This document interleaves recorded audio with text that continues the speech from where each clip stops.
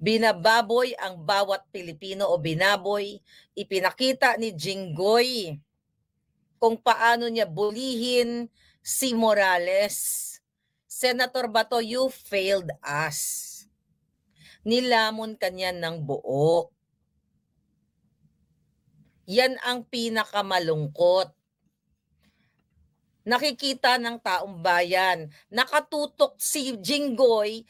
Si Jinggoy ay destined to contempt Morales. Dahil yung sinasabi niyang paulit-ulit na PDS, personal data sheet, ay irrelevant. Yun na yung issue niya yung nakaraan. Bilang isang chairman, hindi ka sana nagpalunok ng buhay kay Jinggoy. At yung PDS na yon, kayang manipulahin ni Lazo. Hindi mo na nga, Senator Bato, kinondena o kinross exam yung pangbubugbog ni Lazo. Hindi mapagkakatiwalaan niyang jutang gininang yan dahil yan ay tao ni Lisang manggugurgor. Manggugurgor ng Pilipino. Nilamon ka ng buo, binuli ang buong bayan at lahat kayo sa Senado mga walang kwentang nilalang. Bakit? Kayo mismo ay bully, katulad ni Jinggoy na convicted sa bribery at plunderer ang pamilya, magnanakaw, nilalamon ng pera ng bayan, binababoy ang bawat Pilipino. Yung paulit-ulit na PDS dahil gustong sirain ni Jinggoy ang kredibilidad ni Morales pero hindi siya nagwagi dahil kayo ang sirang-sira.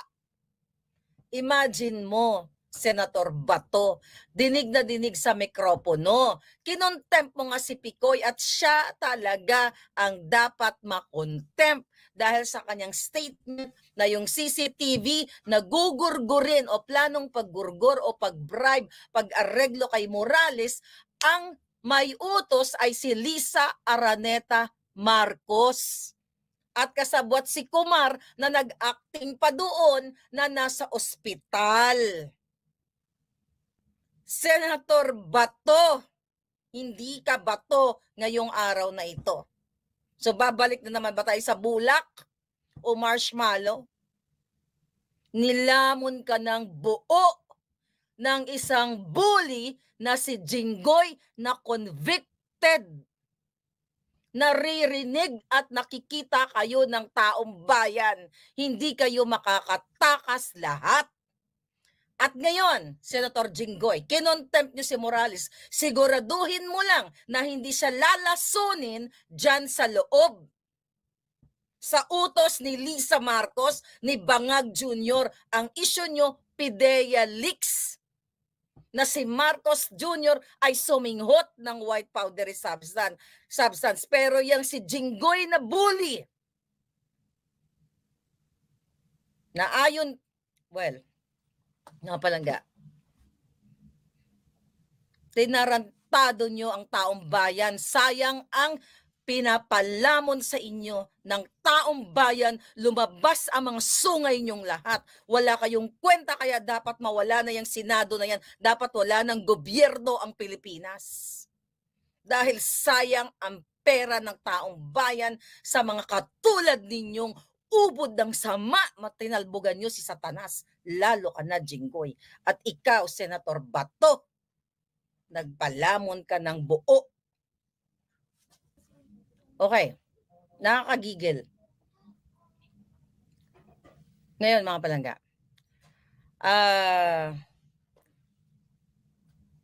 nakakagalit. Sana mga kababayan, yung malapit dyan sa Senado, please, suportahan natin si Agent Morales. Sana mag-vigil kayo. Ipakita nyo, bahain nyo ang support sa kanya. Nakakatakot po ngayon ang sitwasyon ni JM o ni Jonathan Morales dahil ang intensyon ni Lisa Marcos at ni Bangag talaga ay kitilan ng buhayan.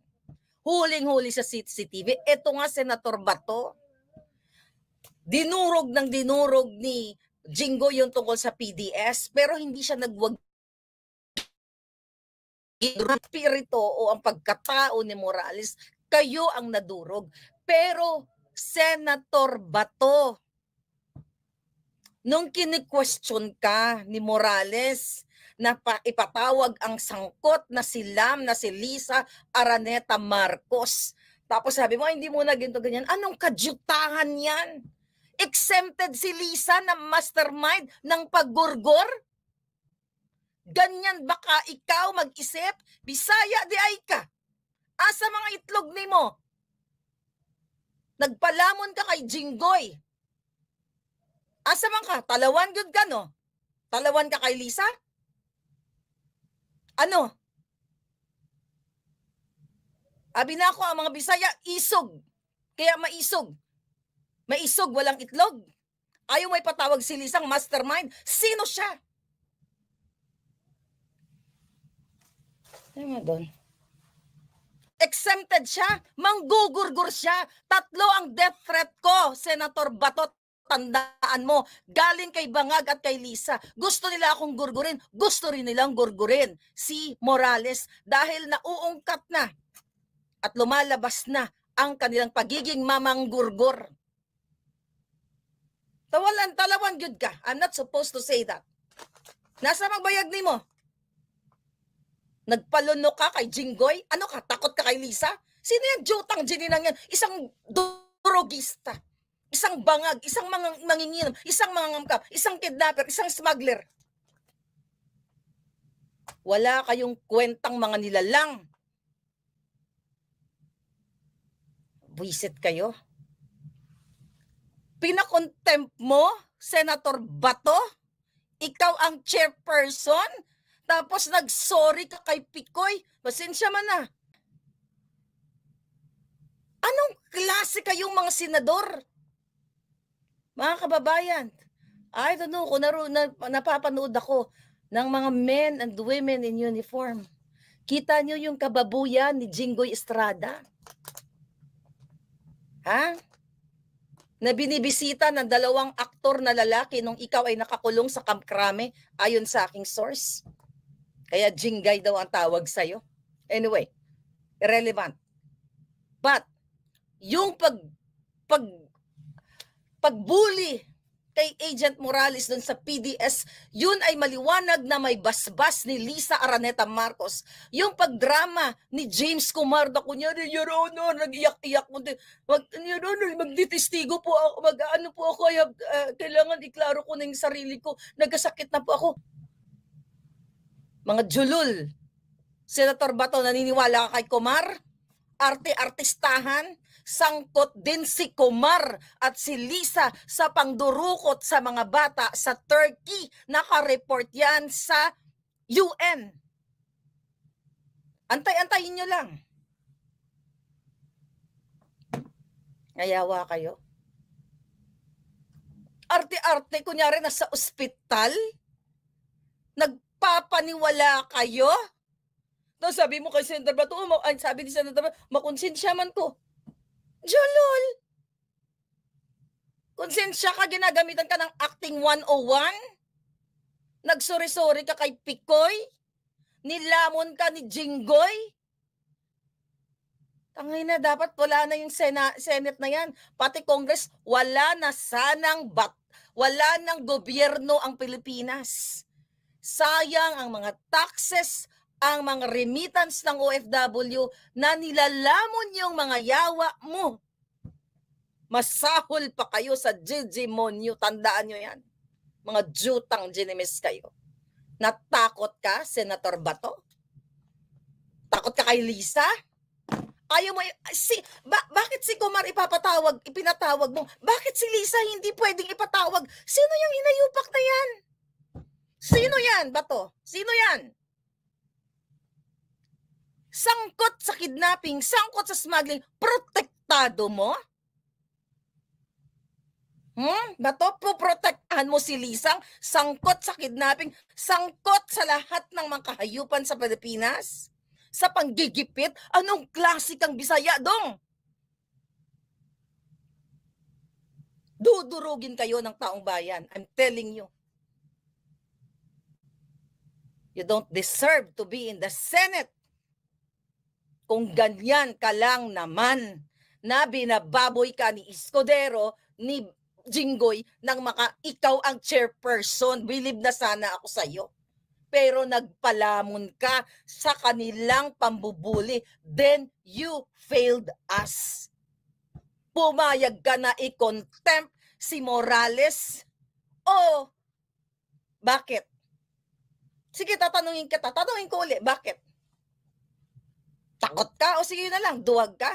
Siguraduhin mo ninyo na hindi ipapalaso ni Lisa si Morales dahil mismo binanggit yan ng Pikoy na pwede siyang mag-atakihin na lang sa puso.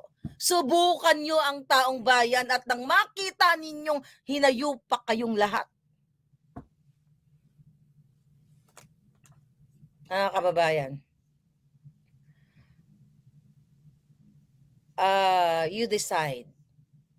Nakakagalit, nakakagigil, lumalamon tong mga hayop na to. Ang sweldo ninyo mga OFW, taxpayers lahat kayo, ine-enjoy ng mga demonyong ito. Dapat wala ng batas ang Pilipinas. Dapat nga wala ng gobyerno ang Pilipinas kasi wala namang saysay ang gobyerno.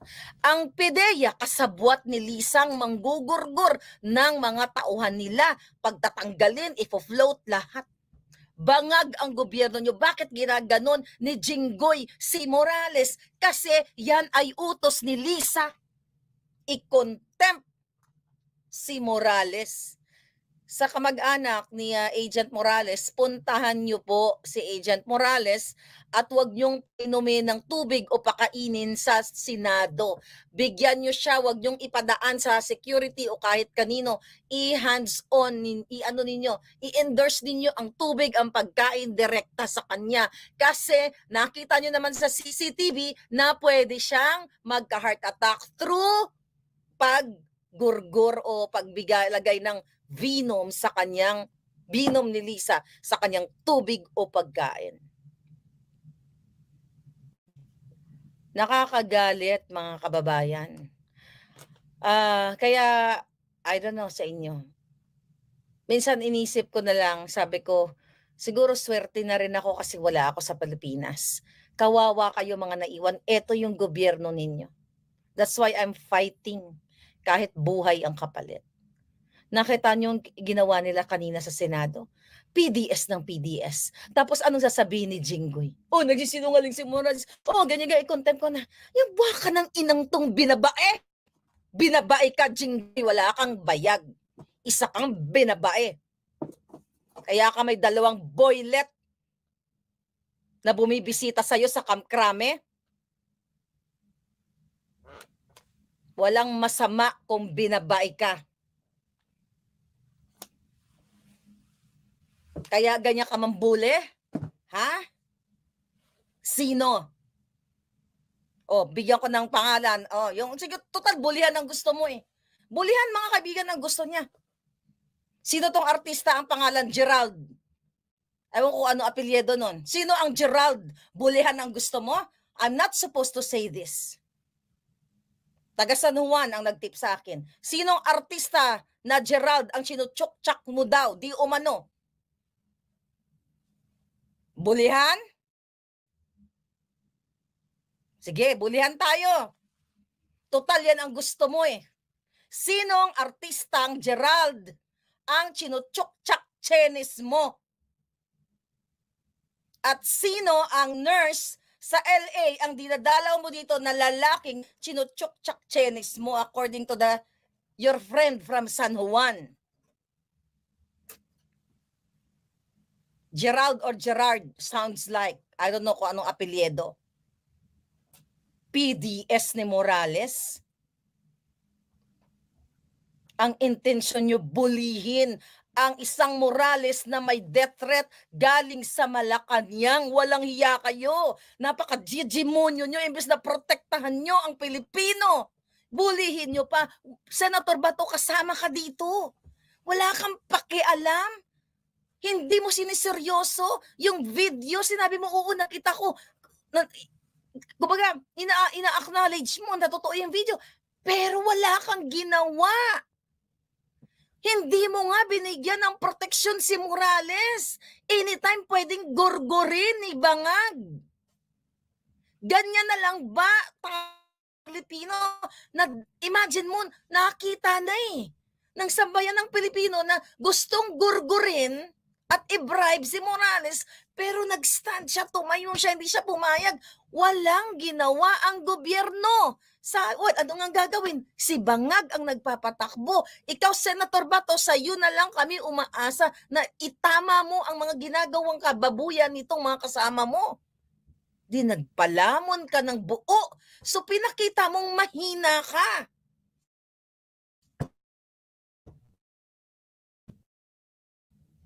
Ng promotor ang baka ng inang babaeng yan na lumulunok ng pera ng bayan, nagpanalo sa loto, nag-loan better, kumukubra ng pera ng bayan, hindi mo nakikita? Dahil pare-pareho kayong nakikinabang, ayaw mo siyang ipatawag, siya ang mastermind ng gugurgor?